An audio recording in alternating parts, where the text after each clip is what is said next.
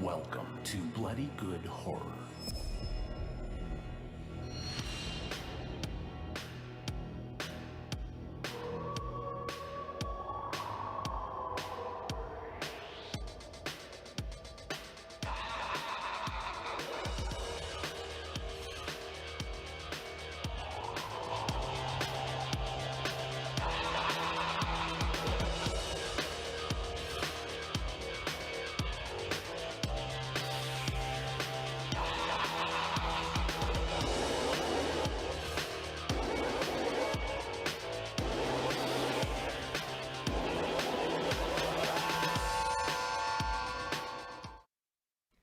Hello, everybody, and welcome to another exciting episode of Bloody Good Horror. My name's Eric, and I'll be your host for this evening, where we will be reviewing After Midnight, an indie film from Jeremy Gardner, director of The Battery. Joining me tonight, we had a couple last-minute dropouts, lots of health problems happening at Bloody Good Horror right now. So joining me tonight, the only crew you'll ever need. First up, from Hotlanta, Georgia, please welcome Cece.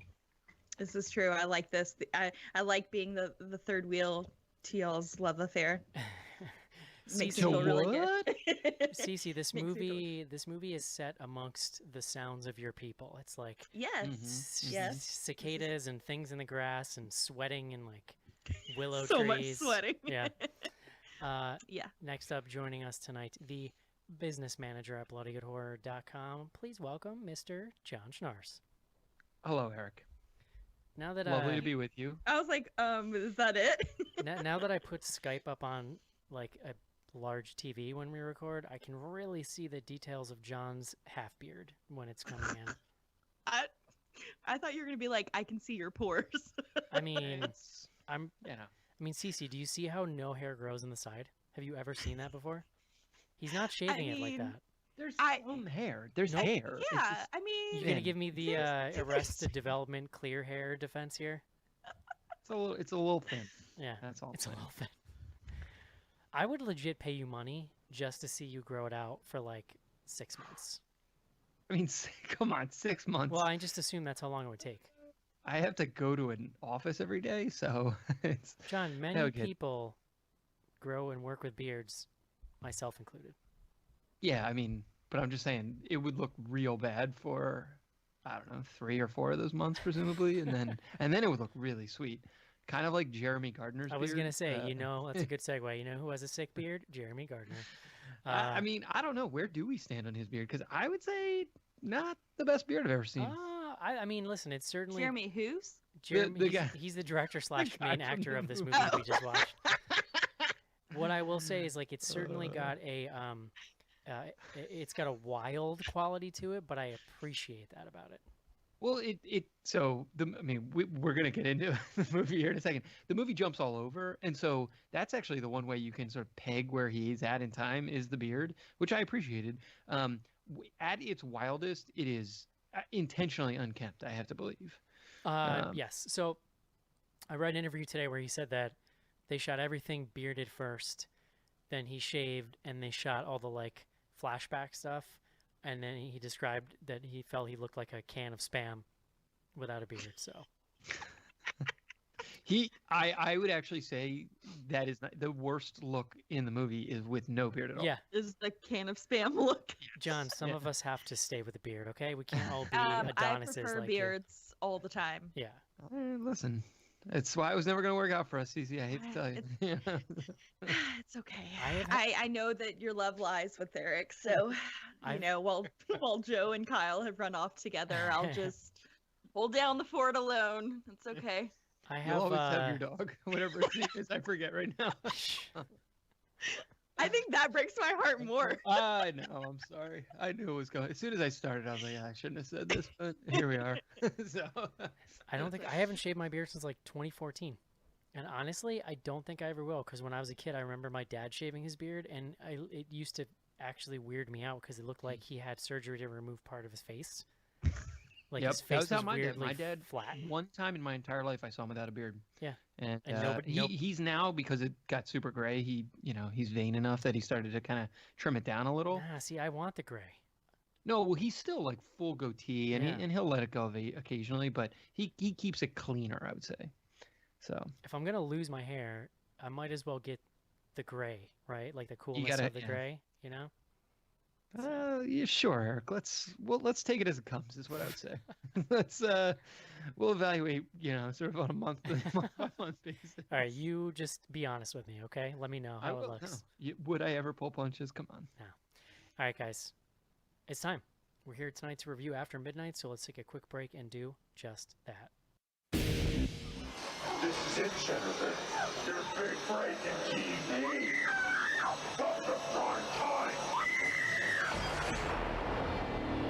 Main feature.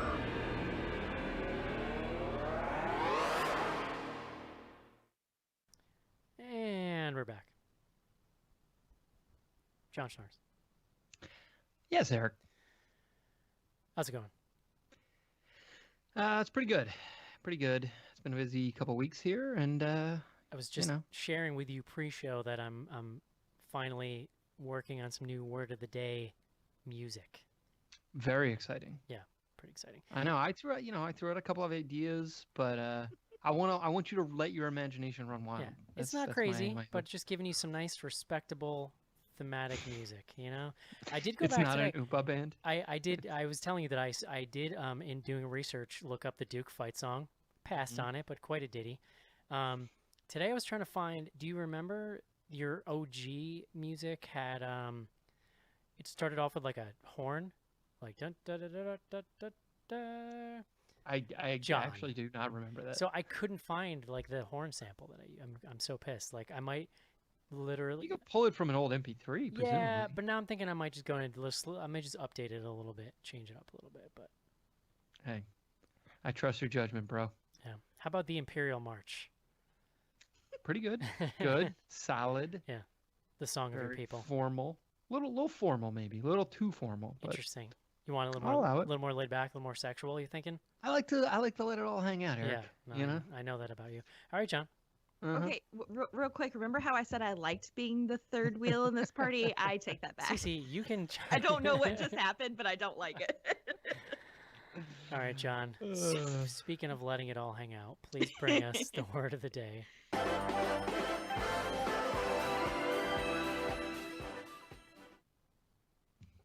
Eric, today's word, postulate. Postulate.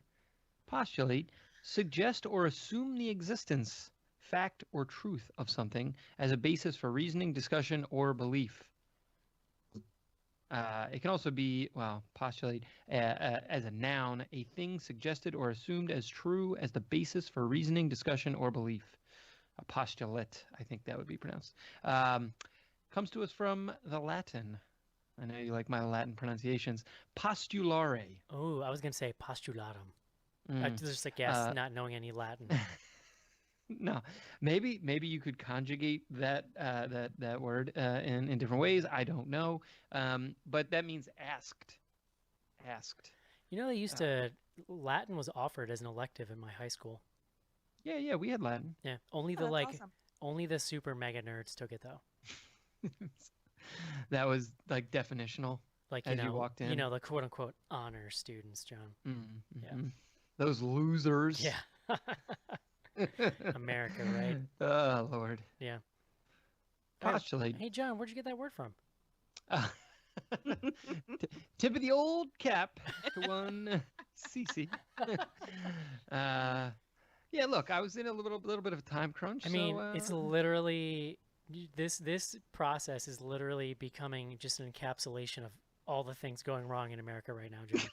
Oh, you stop it! You stop it! Well, No, We're come gonna on. Oh, fix it because I just want to make sure CC gets her little tip of the cap there. That's okay. You I know? appreciate that, but that's Yeah. all right. All right, No John. harm, no foul. John. Yes, Eric. After midnight, as mentioned, this is from writer, director / actor, very busy guy, Jeremy Gardner. He also did The Battery, which I know you haven't seen, but The Battery is similar, but more action. It's like a zombie movie, but it's very much a personal story about two people kind of stuck together who don't like each other, and they have to kind of make their way in the apocalypse. So that was his last film. That was a while ago, 7 or 8 years ago, maybe. I'd have to check the exact date. Yeah, I think he made a movie in between called Tex Montana Will Survive. That's right. I've not seen that movie, but I've heard of it. And also, he's been acting because we just saw him in Bliss last week. He was in Bliss. He was actually in Spring. You remember Spring? Yes, I do. He's been in a couple of other things. I don't know I think those are the only two we've seen that he was in. Interesting. So tell me about this movie. After Midnight. After Midnight tells, I would say it tells the story of Hank and Abby.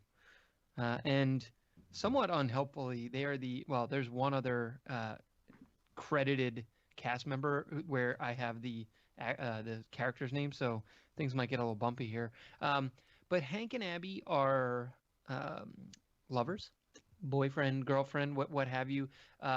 We essentially get to see the full arc of their relationship, and the main action of the film takes place in essentially, let's say, present day, or sort of whatever the present is at that time, where Abby has left Hank alone in this house. It's sort of this old ramshackle house. I don't know if I don't know if they ever exactly spell out where they live, but it is somewhere, I believe, in northern Florida, or like sort of north central Florida. We know that it's something like 4 hours from Miami, if that's helpful for anyone. But yeah, so yeah, I mean, West Palm is 2 hours, 3 hours from Miami, so yeah, I don't know. I think they call the town Barlow. I didn't actually look if that's a real town name or not. But it's a small town, and they're from this small town. Abby is someone who sort of went to college away from town, but came back, sort of fell in love with Hank, and decided to move in with him into this. I mean, to call it ramshackle is actually, I think, fairly nice. It's a super beat up house that's sort of been in his family, but they move in, and again, we sort of see them in the beginning of the film, or in the sort of first sequence, we see them in sort of their initial falling in love phase, but immediately that begins to be interspliced with the sort of current or present day falling out, where Abby is left. She's essentially been gone, and she didn't tell him where she was going. And the film is really, in some ways, it's about him sort of struggling to be on his own now in this house. The form of his struggle is manifested in a monster that shows up every day. Conveniently, it shows up after midnight, and it sort of just scratches and claws at his house. He sleeps with a shotgun on the couch. You know what's funny, John? Just the way my brain works sometimes. Until you just said that, I gave zero thought to the title of this movie or where it came from. I believe they say it at several points in the film. Zero thought. Well, okay. We can come back to the depth of your exploration on this film. Listen, I was too busy thinking about the actual film, John. Maybe you were thinking about the title too much. I'm just gonna throw that out there. Maybe that was the issue. And yeah, so he's struggling with this monster. We see him sort of interacting with his friend Wade, who's sort of I think I described him over email as a young Chris Elliott. I think that's probably, like, he's not quite that goofy, but he's, I don't know, it's in the neighborhood. Good old Henry Zabrowski. Do you know him from somewhere, Cece? Yeah, from last podcast on the left. Oh. And your pretty face is going to hell. Okay, so he's a comedian. Yeah. Okay, gotcha. That would make sense. Okay, yeah. So in any event, I'd like to point out too that the thing he does at one point where he willingly takes a shot of the alcohol from the bar mat, I was informed by Joe, is referred to as a Jersey Turnpike. Well, they call it something else. What did they call it? A gorilla fart. Yes. I like Jersey Turnpike better for obvious reasons. Well, presumably there's regionalisms Sure. around such a... I listen, everyone understands. When you say Jersey, everyone knows what you're saying, John. I actually, and Liz, this is one where we might have to follow up with Joe, because I debate the reality of that. Like, does that actually happen? I'm sure it happened at some point. My God. Yeah, I'm sure, but John, you ever been in a bar in Central Florida? Because I have. I have, but I don't. Yeah, I haven't spent that much time. I mean, to be clear, but yeah. I mean, look. Let's just close it out by saying that that is the plot of the film, right? Is really Hank. Abby has left. He is struggling both emotionally and then also with a monster. And there's a couple other people that are floating around. It's like Abby's brother, Wade's wife. I think Abby's brother has a girlfriend at one point. But otherwise, that's it. I think there are 6 characters in the film, so we've hit them all. It's a really small film, which is interesting. But yeah, I mean, we should come to the end. Like, let's save the ending because I think it's obviously pretty material. I agree. Cece, yes. what'd you think? Well, I can keep this pretty terse for you. There's only 3 of us, and we got all night, so don't worry about being terse. Great. No, I think straight off, I didn't really enjoy the movie. There's definitely things that I liked about it. I appreciated the cinematography. I appreciated the kind of route we take exploring this relationship. I like that it's essentially a love story that's kind of like a monster feature, but I'm sure it's just I wasn't properly prepared to dive into this movie as much as it needed, and you're caveating already, Cece. Don't even bother. John, let her talk. Continue. Well, no, but for real. So even though I didn't enjoy the movie and it did feel really slow to the point that I didn't understand why it was being so slow, which is horrible to say because the movie is literally only an hour and 20 something minutes, but yeah, it's listed at 83. Oh yeah. So which I is appreciated beautiful, the to be artistry of it, but no, it didn't really jive with me. Between this and Bliss, I'm starting to feel like filmmakers are finally listening to Joe and I about runtimes. It's for the best. John. Yeah, I actually hadn't seen The Battery, and I knew. So I came into this. I did not watch a trailer. I knew literally nothing, and I actually wasn't even that familiar with this guy, with Jeremy Gardner. Other than, like I said, I knew he made The Battery, which you all were pretty into. So I would say I came away very underwhelmed overall, but also impressed with some aspects. It's very weird when you have a movie, and I mean, we should just start with this. This is an intensely personal film. Mm-hmm. It is a film about a man sort of dealing with his own emotions and his own monsters. Well, look, yeah, I mean, look, yes, I would actually say wallowing a little too much in his own emotions. I mean, and the monster thing is interesting. Listen, John, some of us are wallowers, okay? Look, I get it. I 100% get it. And I probably would have been. Here's the thing. I mean, I know we have time, so I'm just gonna ramble a little bit. Oh, so this is your time. Cece, this is my time. It's all coming up, John, tonight. There is, if this movie had been 20% less wallowing and replaced that 20% with more monster action, I would have been actually probably 100% in. I just think there's actually, so look, to call it a monster movie and the way that you see the poster, it's the monster is in this thing for 10 minutes of the 83. Oh, I think 10 minutes is probably generous. He's in it for flashes, and I mean, if you count, I guess the scare scenes, then yeah. Yeah, that's what I meant. Sort of the sequences with him on the couch where he's being either he's just worried about scenes where the monster is a central part of it, or it may be 10. Even then, it's still only 10 minutes of the film, which is it's just I don't know. It's fine, and I think Cece says sort of it's an interesting approach to essentially a love story type or a relationship type of film. It's there's a lot of movies that we've seen that I would want to compare this to, and maybe because we have the time we can kind of bring some, but the movie Monsters. You remember that movie? I think it was the first sort of like mumblecore horror that we watched.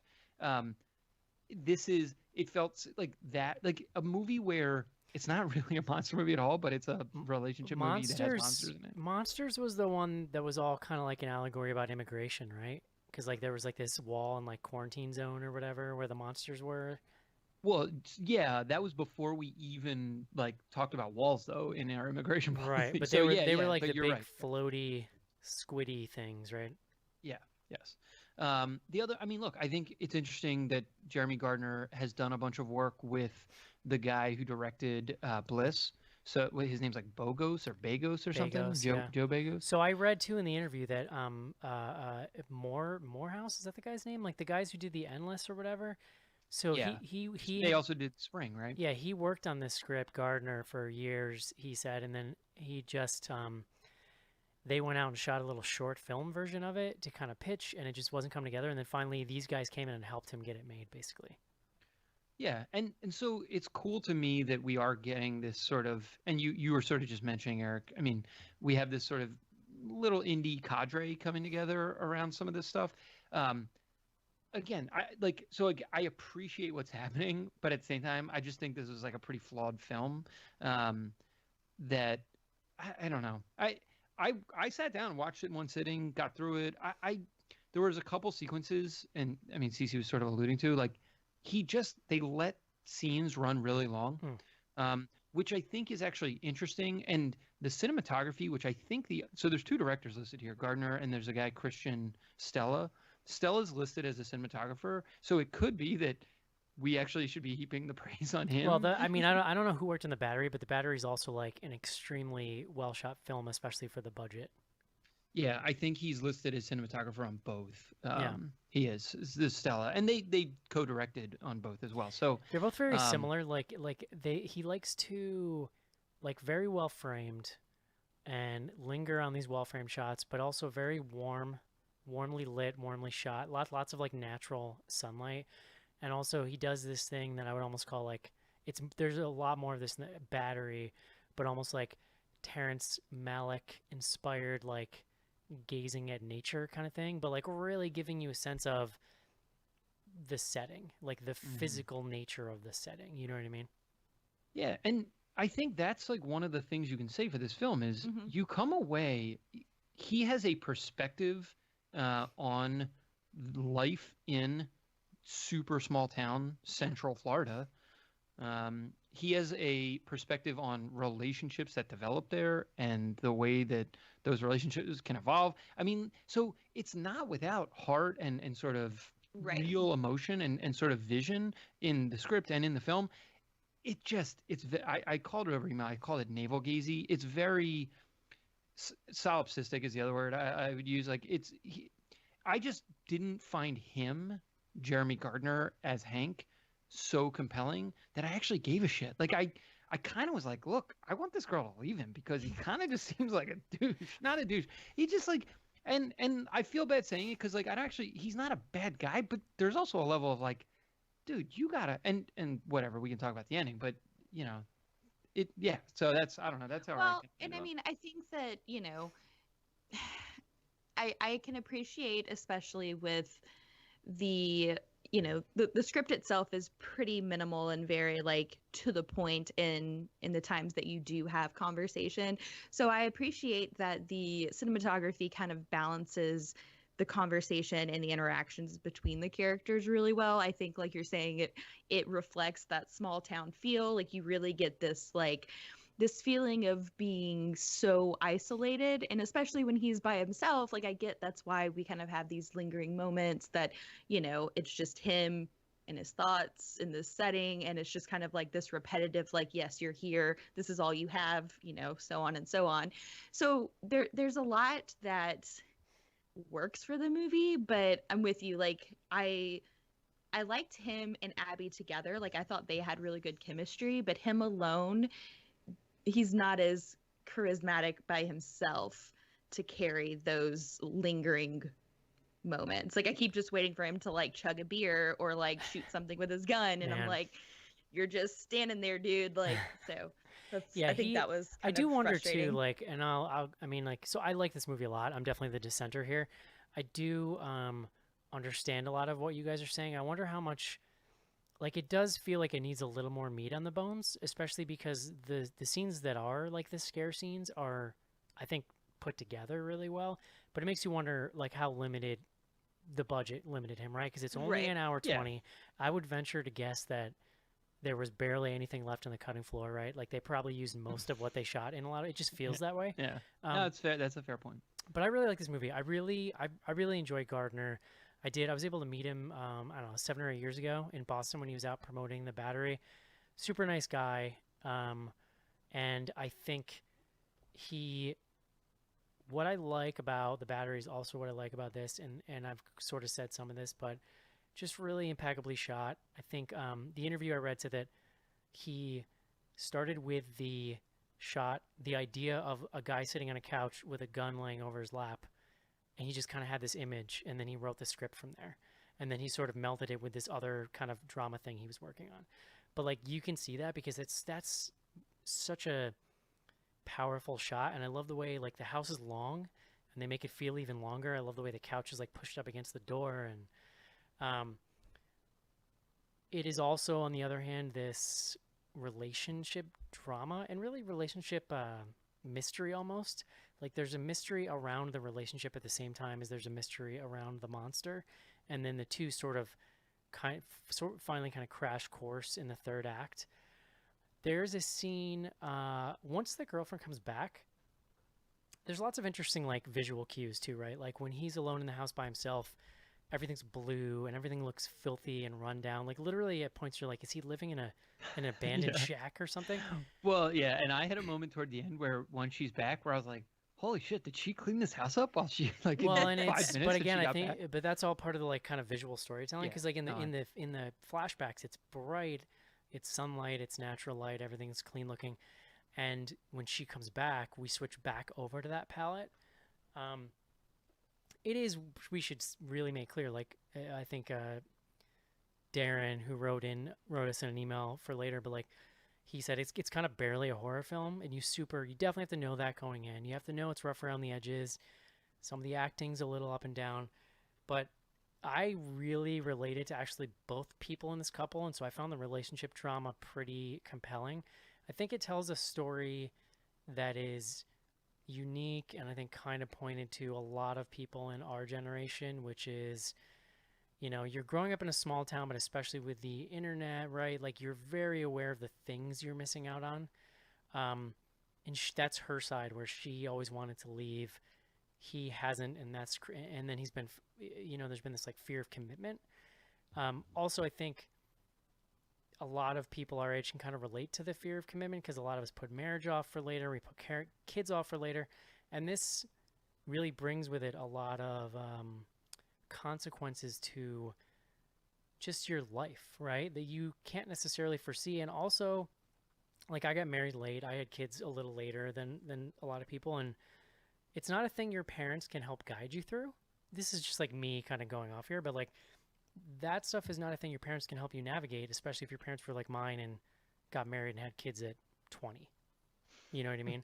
And so I think in a lot of ways, this movie kind of, What were they thinking? but I think this movie kind of channels a lot of anxieties, like unique anxieties to our generation. I will agree with John. It certainly feels a little navel-gazy at times, but I kind of stayed with it because I was relating to it. And stand by. Drink break. No, I actually think this this relationship discussion scene is like super compelling to me. It does an interesting thing in that the camera doesn't flinch. Yeah, it's a super long take. It does not allow you to look away. I think we have all had those conversations. I think especially maybe more the men among us don't ever want to have those conversations. And like, I think the acting in the scene from both of them is like fantastic because you really like what's really interesting about the scene to me is he comes in thinking the argument's about one thing, which is where have you been?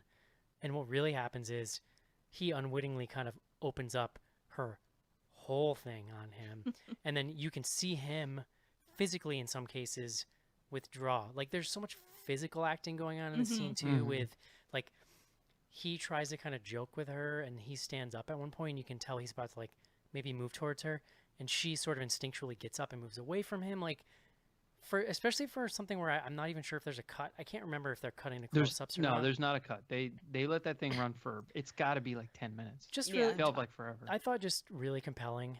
And it leads into the third act where this is really the moments, the area where we're like, oh, this really isn't a horror film. And that's maybe one of the more interesting things to me, which is that it's a deeply personal relationship drama that leans heavily on horror tropes to help tell this story of basically like fear of commitment, inability to grow up, that, millennial stuff, John.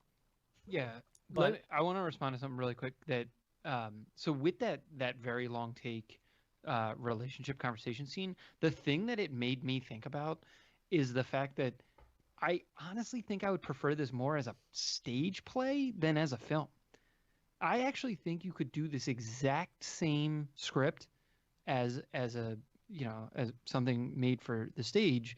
I mean, honestly, I think, but like, because like it really is, so much of this film is character driven and is relationship discussion. It's one-on-one conversation driven. There are these moments with the monster. For most of the film, you don't see the monster. Now, Yeah, I mean, it's they fair. would 100% have to rewrite the ending. There's just no way I don't you know. would make that same. And I do think it's worth getting into it. The ending, that is. But the other point I wanted to make is, I agree with you that he has at least the movie is brave, quote unquote, in ways that other movies would sort of make this a more complicated thing, when the reality is like this movie is more representative of people's actual lives. At least that's a way that I feel about it. Whether or not that's true, I guess people can let me know, but it felt like a real relationship and a way that real people would interact with one another. Coming back to my point about his character that I was making earlier, in that sequence, part of me was kind of I sided with her 100%. I was just like, this guy is kind of emotionally dense. Like, if they've been together 10 years and he didn't know this stuff about her, she should have left like a long time ago. Yeah, Yeah. I mean, I'm definitely at the point look, like we're all a little older now. Like I'm definitely at the point where I'm over, like, I think, can you guys hear me? You guys hear me, right? There we go. Sound great. I think I'm at the point where like I'm over that stuff, right? Like I think that was more.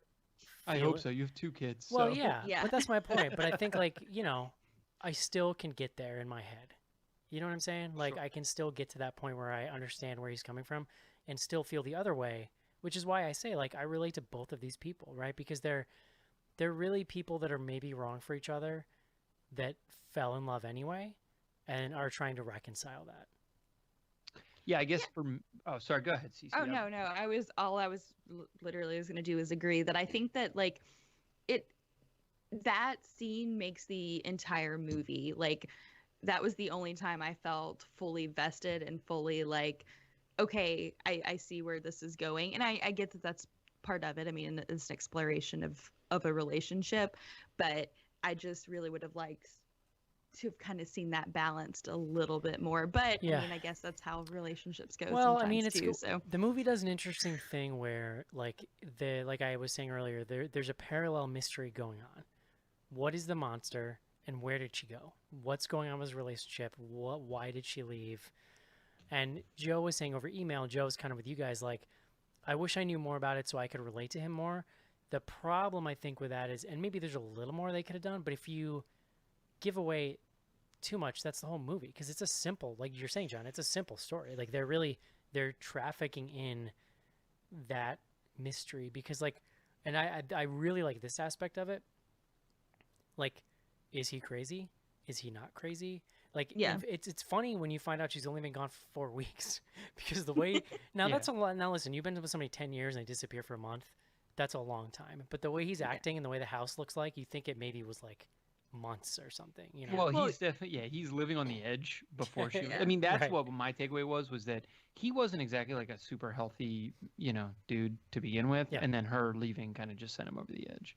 I did really relate to the way he angrily chokes down beers. I could get there. just like hard swallow, you know, just like you're doing it because you hate yourself, you know. Maybe just me. I think Joe would be with me if he was here. I guess. Let's talk about the best friend. Yeah, what was his name? Loved this. I loved this dude. Cece, Wade? you said you knew his name?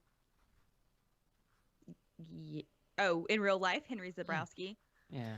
Either way, yeah, one of the names, real name, fake name. I love this dude. Didn't really know him, but he's really funny.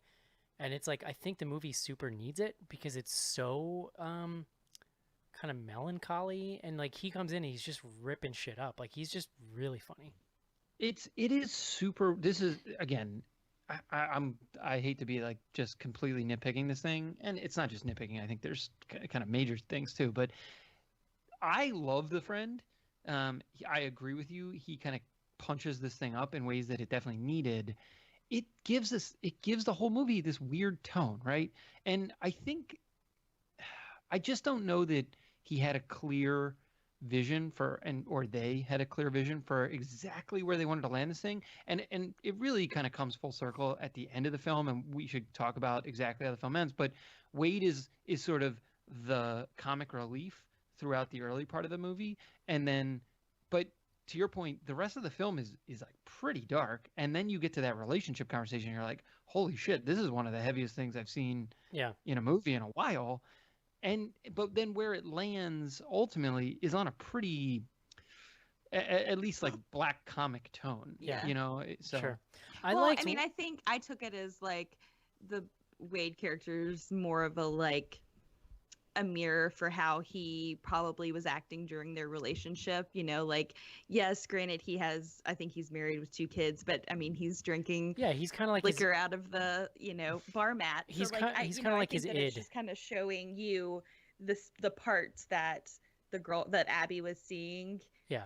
That well, we like, don't get to see. It's like where he comes from, right? But there's this other aspect where they have a really sweet relationship. Like I totally have friends like this where you will always be close, but it's a different kind of close, right? It's like I don't know, it's weird. This isn't the kind of friend you like, dude friend that you share your deepest feelings with, but in a very real way, he's also there for you. Like they have this really sweet scene when they're hunting, when he actually finds out that Abby left, the friend, and the friend just gives him this like adorable, awkward man hug, and then he's just like, do you want to go get drunk? He's like, yeah. And then, you know, because that's kind of their way of, that's how they relate to each other, you know what I mean? Like I thought that was kind of sweet.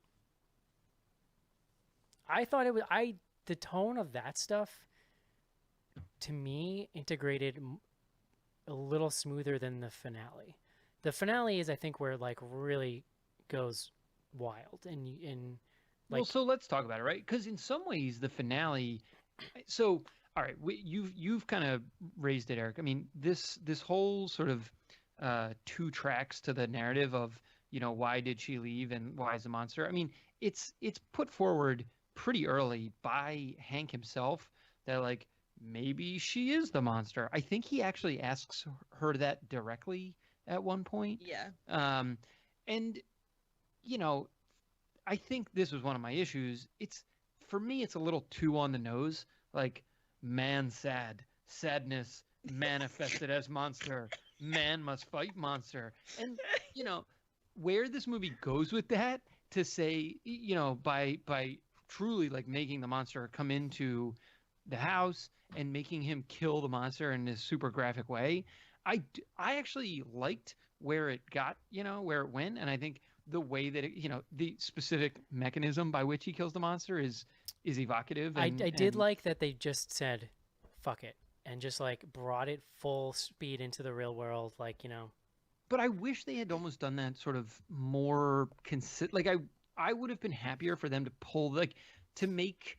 I'm trying to think of another film. There's definitely been films, and they're not going to come to mind. But where if you want to do this thing where the monster or the whatever, the boogeyman is a manifestation of someone's like personal anguish, just fucking do it. Like, just bring it in and make him interact with it a ton. Now, look, I think one of the things, and I did want to like respond really quickly, Eric. I think you brought up the fact of the budget. Like, I think that's 100% what's going on with a lot of this, and some of the like cinematography choices that are made, like may just have been made of necessity and not of sort of pure artistic vision. Although they do really well with what they have. But yeah, I would have loved, like, just fucking make the monster like fuck with the guy more, you know. Yeah. Instead it's just like showing up and scratching the door. Yeah, I mean, bit. as much as I am kind of intrigued by the weird imbalance of the movie, right? Because like it's interesting to tell a mostly relationship story with some monster stuff.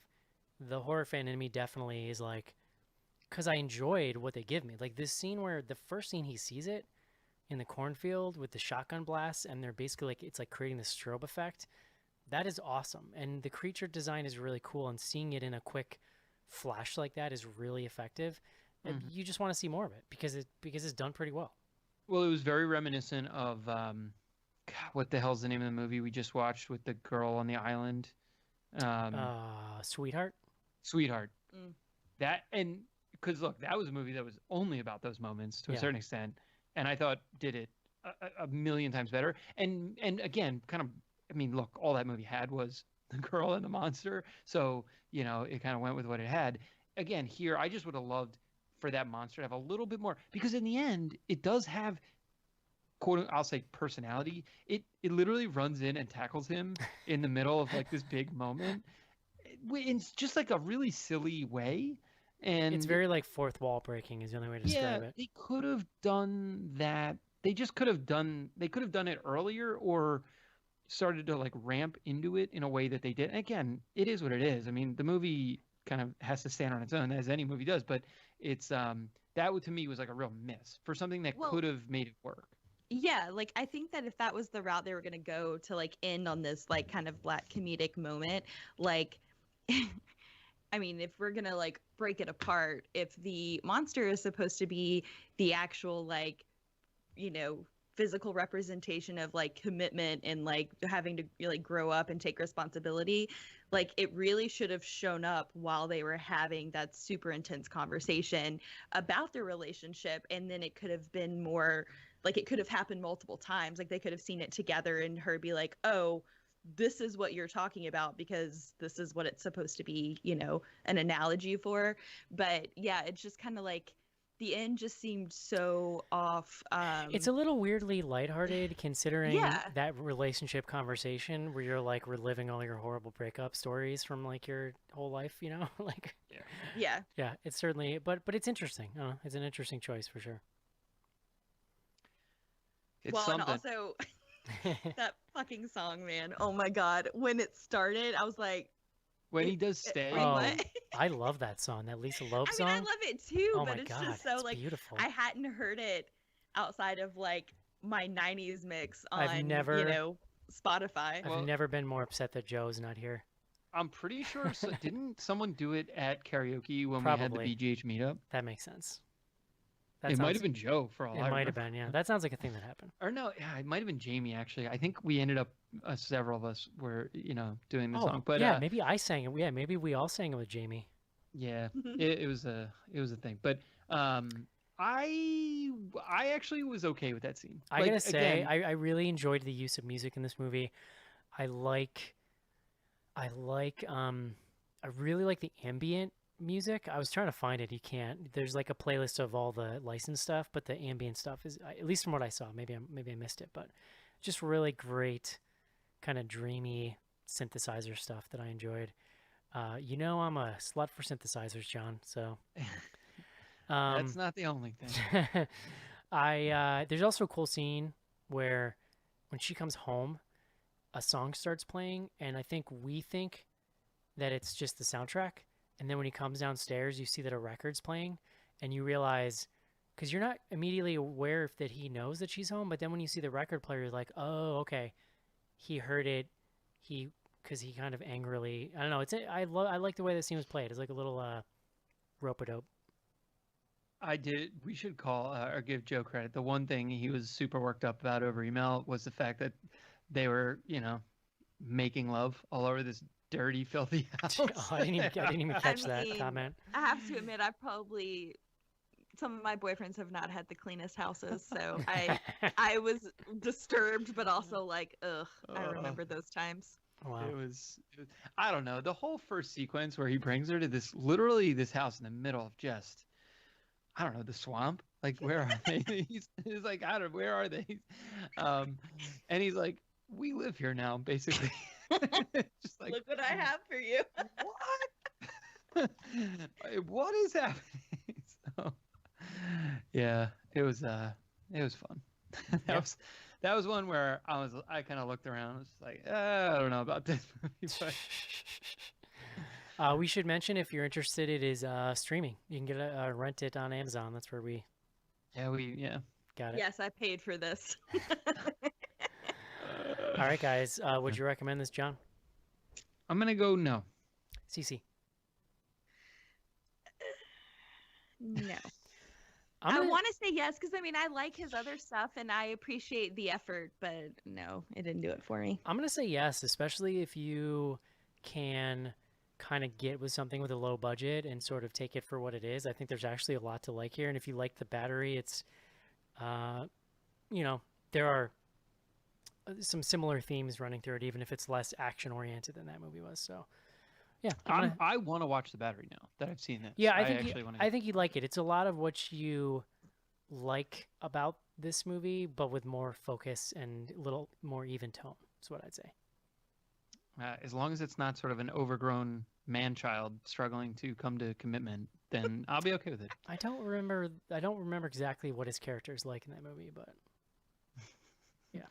What's his beard game look like? How would you rate his beard? It's probably similar. Basically exactly the same. Because the title comes from, like, so it's him and then there's another guy, and I don't remember how they come together, but they're sort of, rolling together trying to survive zombie apocalypse. And if I remember correctly, the title refers to, like, the other dude, his character thing is that he has a Walkman, but, batteries run out. So the batteries, that when they find batteries, they become, like, very sentimental to him because of his music. So I think that's what it was. It's kind of a cool little tie-in. All right, guys. What's this movie called? After Midnight. Listen, I have no memory, okay? After Midnight, out now. I recommend it. These guys are dummies. Let's take a quick break and do some fan mail. It began in the outer reaches of the universe. They're coming! An alien war that spread throughout the galaxies. Now, the final battle has landed in the Brown backyard. Critters. Check them out at a theater before they check you out at home. Critters. Rated PG-13. Critters opening soon at a theater near you.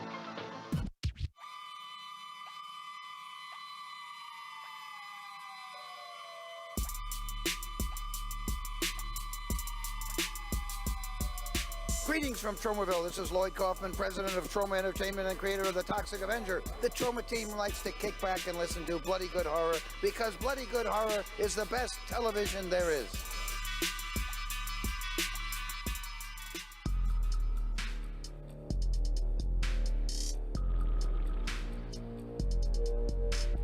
Send feedback to info@bloodygoodhorror.com or on Twitter using hashtag AskBGH. Join Patreon to get back episodes and much more. Patreon.com/bloodygoodhorror.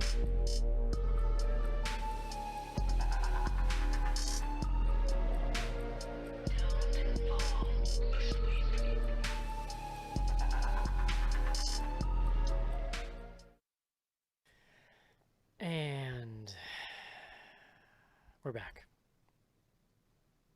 John. Eric. We should mention right now, on this very feed, you probably saw it if you're listening to this episode, we have an interview with one Mr. Brent Bell. John, he is the director of The Boy and The Boy 2. Brahms. That is the sequel coming out this coming weekend. Much to CC's chagrin, we are reviewing it on the show. But Jason sat down with the director to interview him, asked him about a bunch of stuff, like how these two movies tie together, which neither of you guys would know why that's interesting, but you should. Wait, but does he spoil? I don't know. No. He kind of dances around it, but it's the same, it's gonna follow the last movie, basically, is what we got to. He talks about working with Katie Holmes and all kinds of stuff, like this this house that they shot both movies in has a bit of a history to it. So Wait, I'm sorry. Is Katie Holmes in The Boy? 2. No. Oh. The first one is Lauren Cohen from The Walking Dead.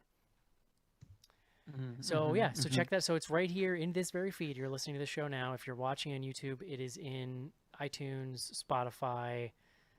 Subscribe, and you can listen to it. I haven't had a chance. I'm going to listen, but I have not yet. Did Jason behave himself? That was my main question. Yeah. He didn't mention glass once. Wow, Jesus. Yeah. Who knew? Yeah. Cece. Yes. Happy birthday. Early birthday. It's birthday eve. And look, I have a new shirt, and it's a High Priestess Holy Mountain shirt. Nice. That Monica sent me, and it arrived on my doorstep on Monica. my birthday eve. She's the sweetest. I think of it. It's your birthday week, Cece. It is. It's my birthday month. That's February true. is a short month, so it's my birthday month. Just live it up. Pisces season. That's what it is. We got a message from Sophie.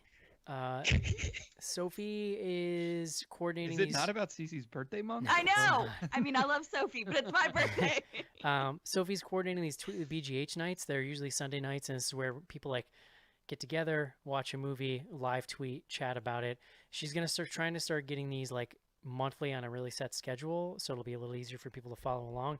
But next up, John, they're going with spring break themed with Shark Night 3D.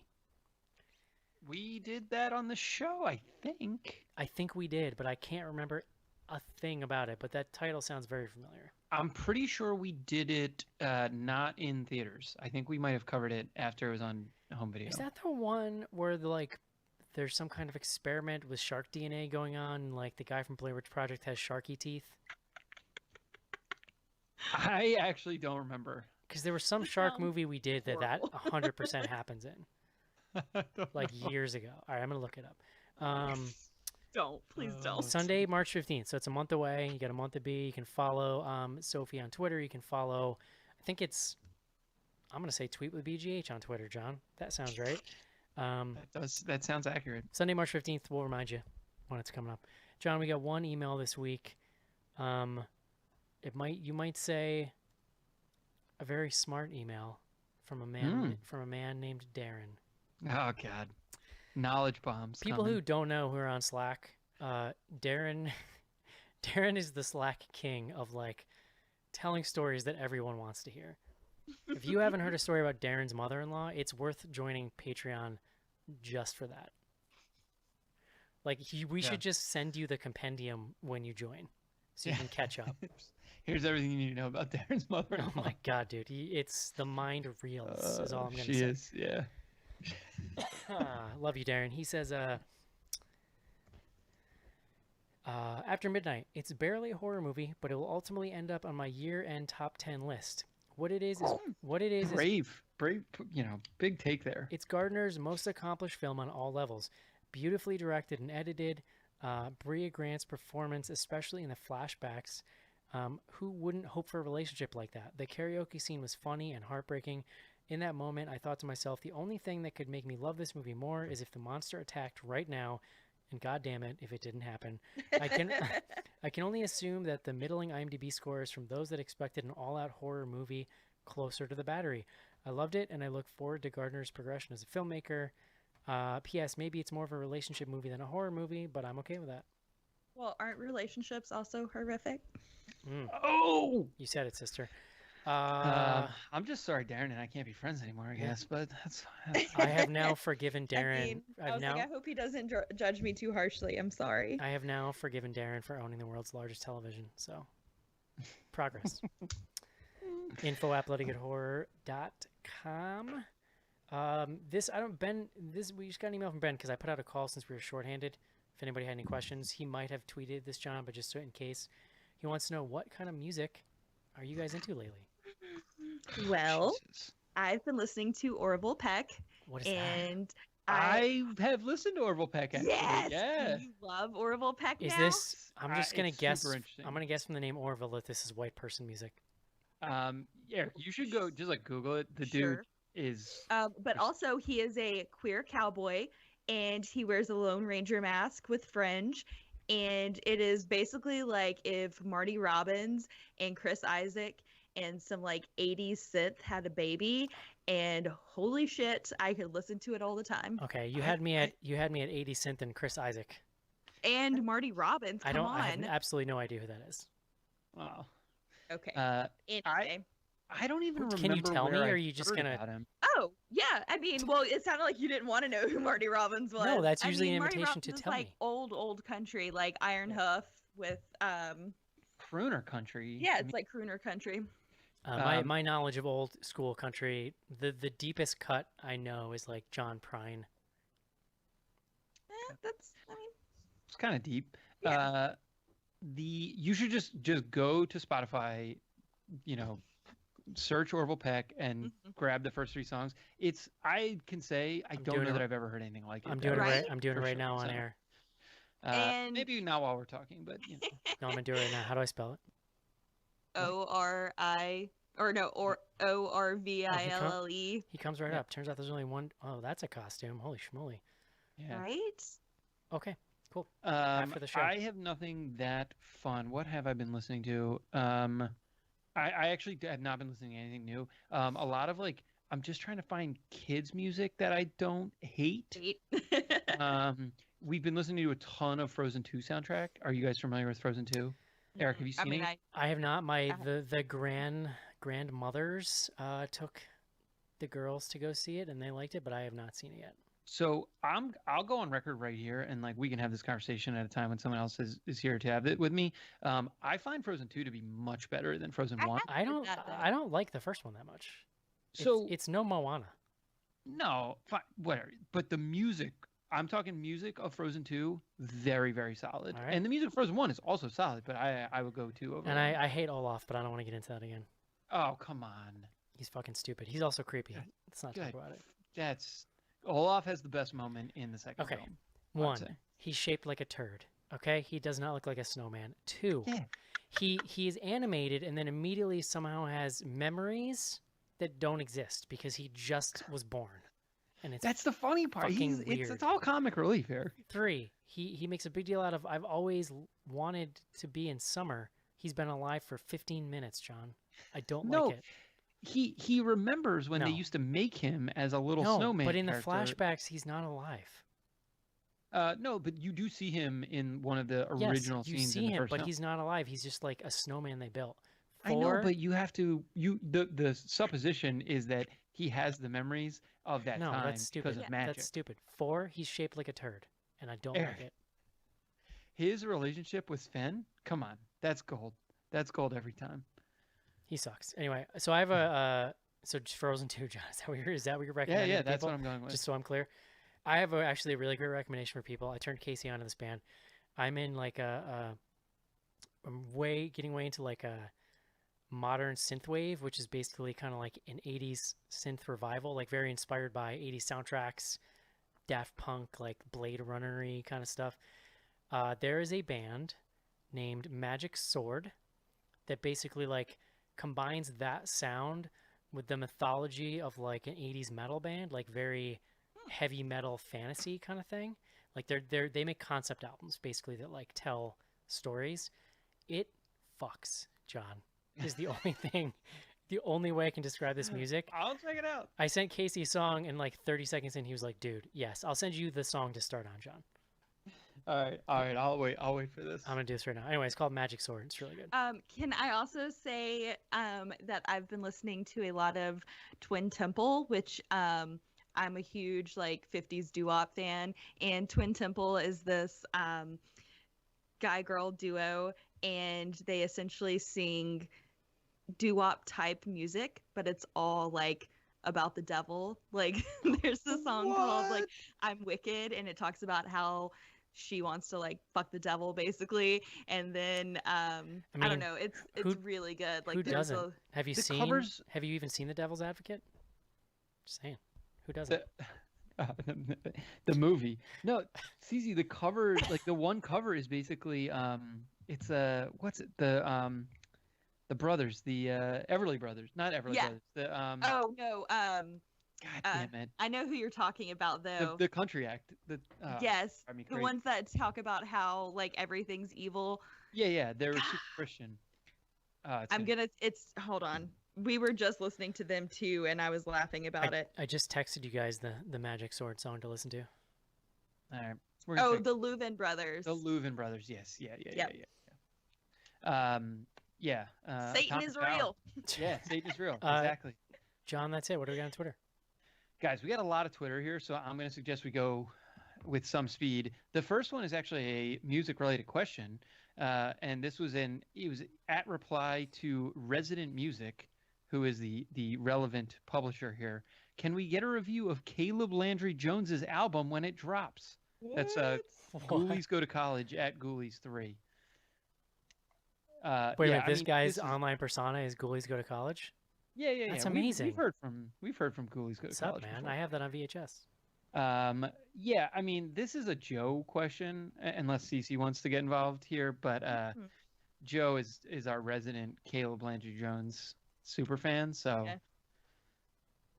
yeah, I mean, no, I would 100% listen to it just to hear it. The album looks super weird, so I think sure we can check it out. Someone might need to remind us because there's no way anyone's tracking this right now. All right, Lori. Wait, hold on, really quick, John. Yes. I have an email, late email from Josh. Of all the Schnars lookalikes Eric has ever called out in the show, this is for you, John. Which has made you feel the prettiest? Which has made you feel like Eric doesn't even see you for your debonair beauty? That's amazing. I know my answer, but it's not directed to me. Remember all of them anymore because it was basically just like any white person. So the big one was Sebastian Stan. Sebastian Stan was kind of that's the OG. I mean, I still think maybe the closest. The other one was what's that kid's name that's in A Cure for Wellness? It's like kind of dopey looking. What's that kid's name? The guy using Chronicle, I think, too. Yes. Oh yeah, what is that guy? And then also there's definitely somebody in Troll Hunter that you look like. Well, yeah. Also, the time I Googled just the phrase German Prince, and you're on the first page of old photos. That was like the one that that made ass. me think you didn't see me. That was, so. So which one is the prettiest, John? Do you? I mean, probably Sebastian Stan. He's pretty hunky. He's the fucking Winter Soldier, right? Like, yeah, no, he's when I get all my surgeries done, I'm gonna be like the Winter Soldier. Very specifically too, if you go back to like Hot Tub Time Machine era Sebastian Stan, it is John Schnars, and he also plays like the bully in an '80s movie, which is like chef's He's kiss. good at he's good in that one. All right, let's get back into the Twitters here. Lori Hovermail at Nylon Avenger. How do you feel about bidets? This is a good one. This is a spicy question. A lot of my friends are installing them, but I have questions. Do you still use TP? How does one dry afterwards? Is it cold water or warmed? I do know that it's warm water. I'm gonna guess that John has 100% used one because he stays in bougie ass hotels. Correct. I've never used one, but I'm not against it. But I have no idea how it works. Can I tell you the first time I ever used one? In detail, please. I had I traveled to Japan for I actually only stopped in Japan for like 2 days. It was like for a trip I did during school, and I was like, look, I'm in Japan. When in Rome, I gotta use the bidet, and it's not bad. Would you call your first time use of it cautious or enthusiastic? I might have had some drinks, honestly, because I think I was nervous. So enthusiastic. Crank this bitch up to 11. To answer the questions, I still use TP. I assume everyone does. Well, I don't know if that's what you're supposed to do. Well, then you're wet. You got to do something. Well, it says like if you're too busy to hang around for a few minutes to air dry, you can pat with a tiny bit of toilet paper. In parentheses, you'll reduce your toilet paper usage, which saves the money and earth, or a reusable towel if you're an advanced pooper. Oh. No, that's super gross. There's also ones I think that have like blow dryers on them. I've not used one of those, but so the one I used, it was in a hotel room. I'm not gonna lie, that sounds delightful. There's like all kinds of settings. You can aim it different directions. You can change the temperature of the water, to Cece's point.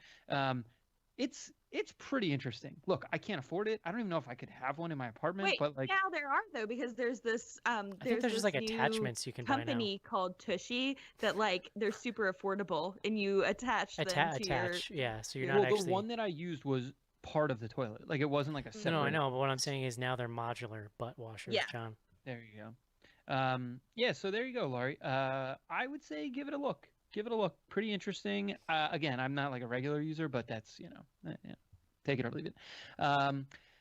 Next one, Cody YOLO. Cody comes to us with a new tweet name. He's just Tweet Shark. So, hey, Cody. We got 2 questions here. Best after midnight snack. I don't eat midnight snacks literally ever.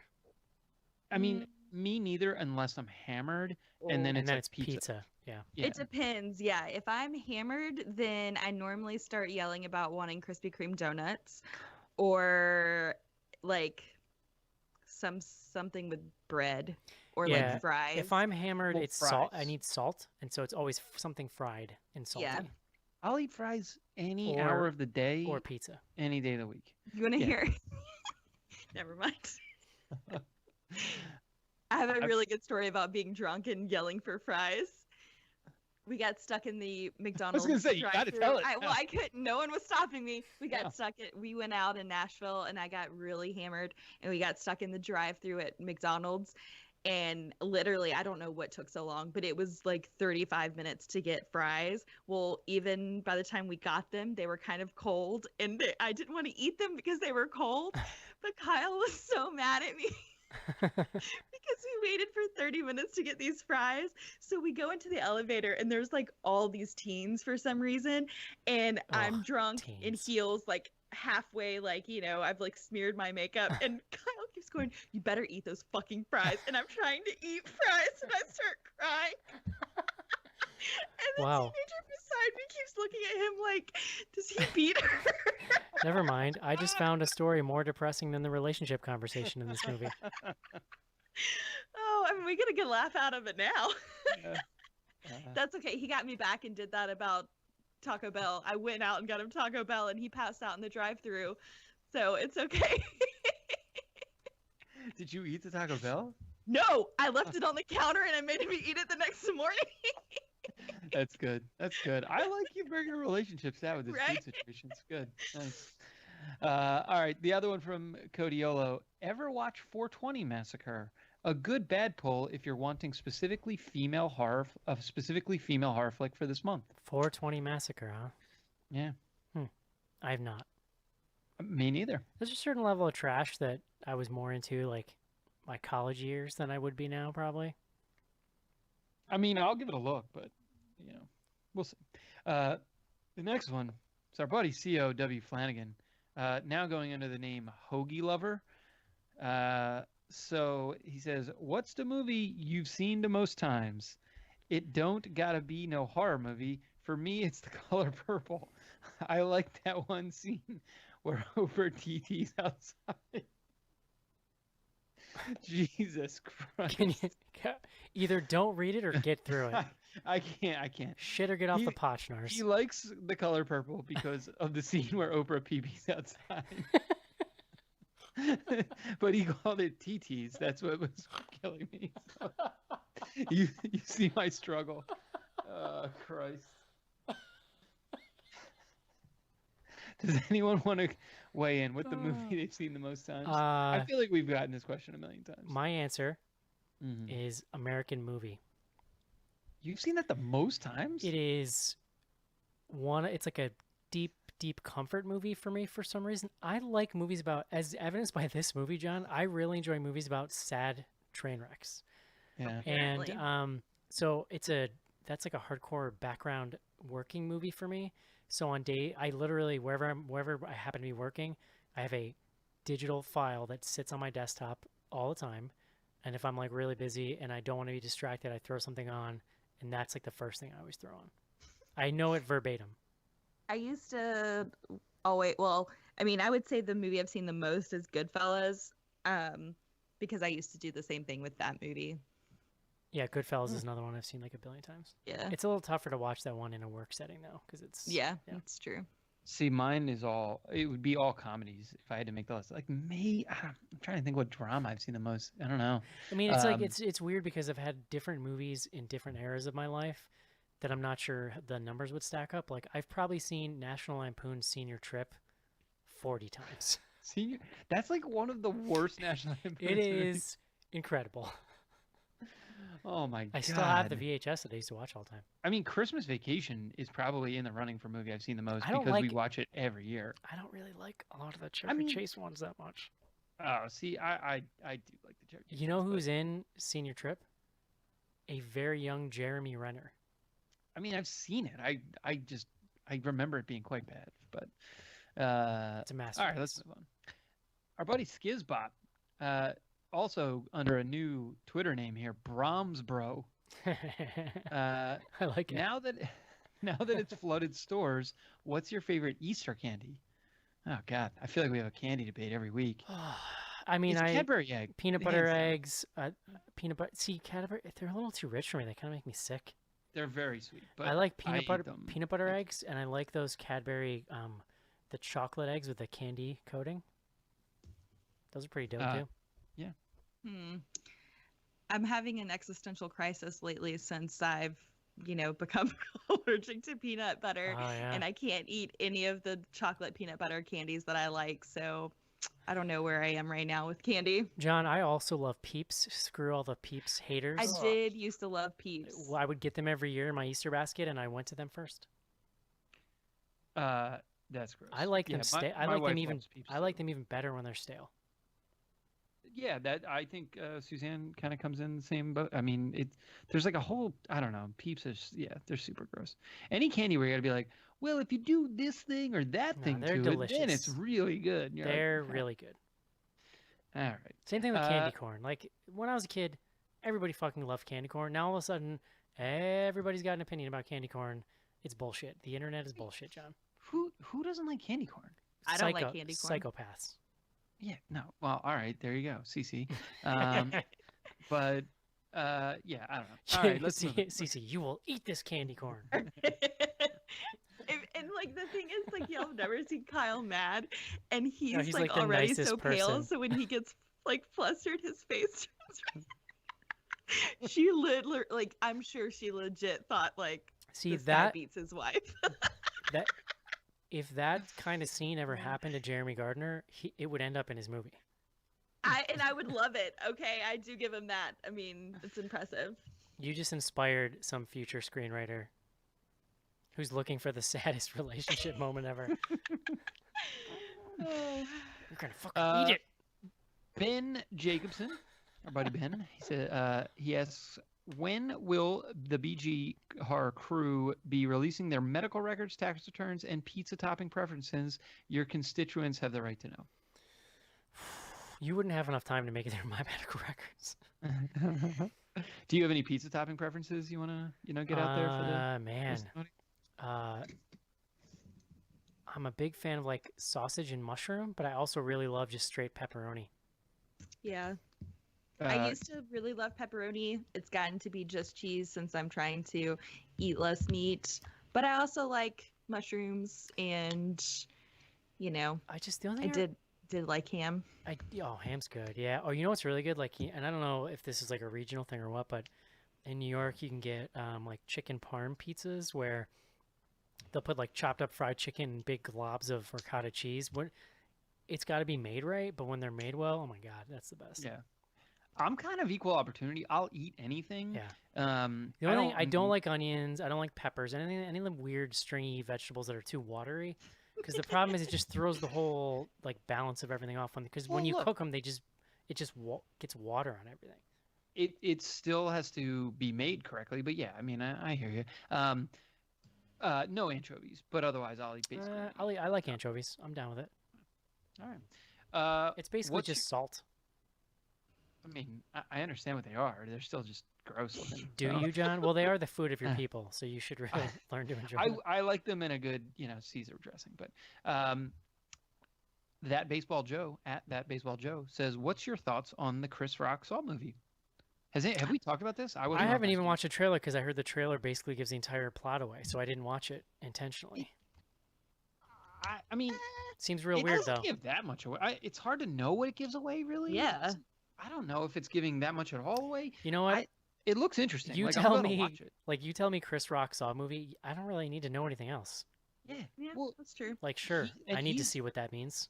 well, there's no comedy. It's like he's playing straight drama. So, and Sam Jackson's in it. I mean, it's gonna be interesting. Like, well, we definitely got to see. I'm just so. excited because it gives me and Joe a chance to talk about how we both know all the words to the CB4 soundtrack. Jesus Christ. That baseball Joe also has. It's clear that and he says at calls in the night. That's our own CC here.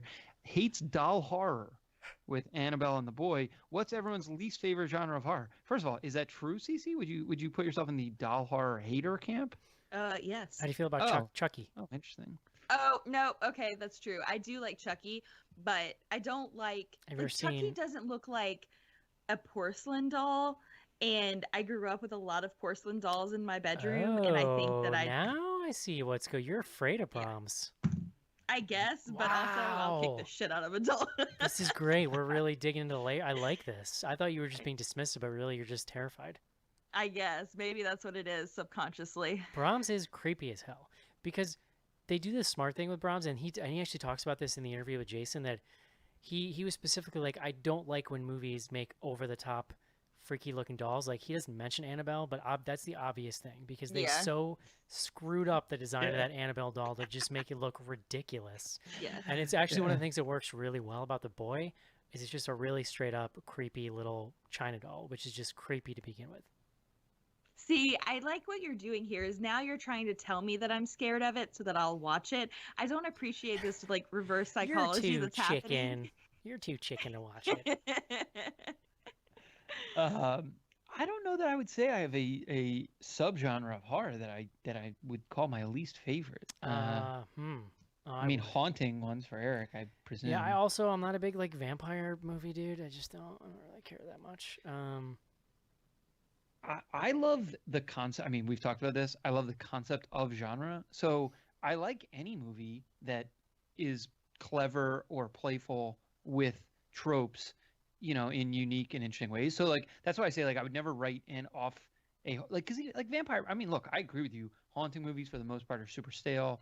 Vampire movies super stale, but when they're done interestingly or well, like I'm totally there. Like so. Cool. Whitney, Wibney PLS. I think that's at Wibney. What movie traumatized you as a kid? I think it's like Whitney, please. Whitney, please. So what movie traumatized you as a kid? If you go live in a fictional world, which movie or book would you live in? And is it acceptable to pick your wedgie in public? People took your call seriously, Eric. That was a lot of questions. Let's deal with the first one first. All right. Halloween 2. The only Halloween 2 that has ever been in existence, John. You mean the John Carpenter one? Yeah, the one. Scared me so bad when I was about 10 that it turned me into a horror fan. Like I didn't really know what horror was. My mom rented it for me. I said, "Hey mom, bring me back a scary movie from the grocery store," because this is when they had video stores. She brought me back Halloween 2 because she's out of her damn mind. I watched it alone, like upstairs in my brother's attic bedroom by myself. Scared the shit out of me so bad I literally didn't sleep for an entire summer. Had nightmares about Michael Myers for like 3 months straight, and now I'm here. So there you go. And now you're here. Yeah. I loved Candyman, but it scared the shit out of me. And Candyman is fucked up. I mean, I rented it to watch on my 10th birthday with a whole bunch of girls in our barn. God. And it was just like pretty creepy. Jesus. Your barn. Yeah. What did you watch it on? Did you like project it, or like no? We had a TV upstairs in the barn. Yeah. Oh, okay. Yeah. I mean, I've talked about Pet Sematary. That's the only one that ever comes to mind with the Zelda sequence in the original. Mess you up, man. I mean, the Gage stuff was super freaky. That movie's just like got all kinds of fucked up stuff going on in it. I remember when I was little, catching some of The Gate on TV and being like super scared of it. I saw The Gate with my grandfather when I was like 5. Which is funny because it's kind of silly, but at the time it was kind of aimed towards kids, and like for kids, it's a pretty scary. Like those little demon things are terrifying. Yeah, I just remember them like coming out from under the bed and just being like, "What the fuck?" Yeah. Well, and it was funny because I watched it. Now that you bring this up, I watched it with my grandfather at my grandparents' house. So you're like sleeping in an unfamiliar place, and then you're seeing this movie. And it's like, oh Jesus, something's coming. What makes that movie, I think, extra creepy for kids is that the whole deal is that the parents are not there. They're like on vacation, and the teenage kids are watching the little kids, and that always seemed scary to me because like there was no adult there to help. All right. Do we want to go live in a fictional world question? Movie or book? I don't. They all just seem as fucked up as our fiction, our real world, I guess. Yeah. Nothing off. Not off the top. Maybe I'm going to go Star Trek. Just like super, super advanced technology. You know, living on the USS Enterprise. I don't know. Having adventures. Not too shabby. Teleporting places. And then wedgies. Where do we come down? Pick them in public? I say as long as you're discreet. Of course. Like, what are you going to walk around with a wedgie for freaking like a long time? Like, no, pick it. Yeah. I mean, well, you just got to perfect the little shimmy slide. You know? Although if you're a dude, I mean, I'm sure women encourage us to, because the more troublesome one to me is the front wedgie, because in some ways it's more urgent. It's more urgent, right? But like if you get caught picking it, it looks way worse. Yeah. Oh yeah. Yeah. So I think we're good. Here. Andy. Really? You guys are just gonna let me be the only one to answer it? Fine. No, what are you talking about? I weighed in. I said 100%. Yeah, 100% pick. I say pick it. We got to go quick here, guys. We got a lot of questions. Well, skip the bad ones. You're not giving me enough time to read them. All right. Andy at HorrorFan4129. Why can't more reality competition shows follow the theme of Making It and Bake Off, where everyone helps each other and not be dicks to each other? Dude, it's why the Great British Bake Off is so popular, is because it's positive, and it's like uplifting. 100%. Yeah. American reality shows are like poison. Yeah, I mean, I understand the benefits of all of them, but yeah, I mean, it's why the Great British Baking Show is as successful as it is. All right, let's hit these. There's some quick ones here. Brett for real at Effort JB. What are some good mild horror movies to introduce your children to the concept of horror movies? I know we've brought this up. It's come up in the past. Not The Gate. Yeah, the Gate. I mean, honestly, I don't know, like a 10 or 11-year-old. A 10-year-old for The Gate. Yeah, for sure. I love like stuff like, it's not a horror movie, but The Goonies is kind of like creeps into adventure and like. There's some other F words dropped in The Goonies you may not want your kids being exposed to. Yeah, look, any movie that's old is there's the 80s ones are all like a little problematic. I'm gonna say, I always say this: Ernest Scared Stupid. It's hilarious. Jim Varney's delightful. There's monsters in it, but they're not that scary. They're just kind of goofy. It introduces you to a lot of these tropes. It's really fast paced, and there's a cute dog. You can't beat it. I know I've talked about Paranorman. I tried to show it to my 5-year-old, and it scared the living shit out of him. Well, Paranorman, I had forgotten because creepy. Saw it's it a creepy when we were style. There's a lot of creepy shit going on in that movie. True. I will definitely show it to him again. The other, I mean, Monster House, obviously. Monster House is great. Yeah. You know, Nightmare Before Christmas is, I think, really good because it's like so goofy, but it kind of brings in a lot of the tropes. I think Tim Burton's a little too weird for kids. Yeah. No, my kids loved it. They actually because they didn't find it that scary, so they kind of loved all the like Halloween-y stuff. I've never seen it, but I always hear people say Hocus Pocus, something like that. Mm-hmm. There you go. So some options. Your buddy Ben, who wrote in by email, I assume this is the same Ben. Yeah, he asked the music we're into. He also asked, "What's the best concert you've seen in person, and the worst concert?" Huh. So the worst concert I ever saw was Interpol because they were too drunk to play, and I couldn't believe that I had spent money on that. Oh my god.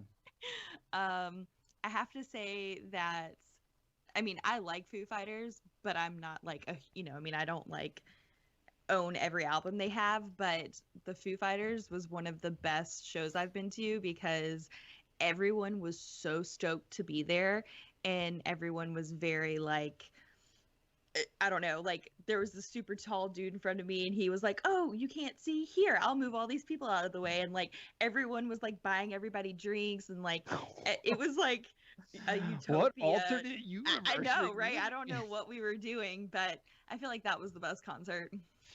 That's interesting. I saw Jack White play at a pretty small venue in New York, and he played the first set. He played 2 sets. The first with an all-male band, and they played a lot of like Raconteurs and sort of like later stuff. And then he brought in an all-female band, and they went back and played a bunch of the White Stripes stuff, and it was killer. It's kind of cool. It was amazing. In 1999, I want to say it was, or maybe 2000, I went to a show of the original Up in Smoke tour. So for the youngins who don't know, Up in Smoke was like the first time it was like all these early 90s like West Coast rap guy. It was like Dr. Dre, Warren G, and Nate Dogg, who was still alive, Snoop Dogg, Eminem, like the entire crew was like a 10-act concert. Everybody came out, did short little sets, really amazing like set design and stuff. It was really cool. It was a cool concert. And the best like sounding band I ever saw, weirdly enough, because I'm not into them, I got free tickets to go see Megadeth. Dave Mustaine sounded better than any singer I've ever heard live in my entire life. He blew me away how good he sounded. That would have been literally like the last thing I would have guessed you were going to say. Him I got to see STP when Scott Weiland was still alive, and he was another one that his voice like angelic, like better than the records almost. Let's do 2 more here. Jody Webster, good question. Probably we could have prepped this one. What's your favorite little horror movie, little in quotes, with a tiny cast or tiny budget? And he's referencing After Midnight, obviously, which he liked as a great low budget horror movie. Remember Splinter? That one was really good. It was like 2 people. Ooh, that is one of my favorite ones. That I felt like that had more like 4 or 5. I mean, you're right. It's some people show up, but it's most of it's just the 2 of them in the gas station. Yeah.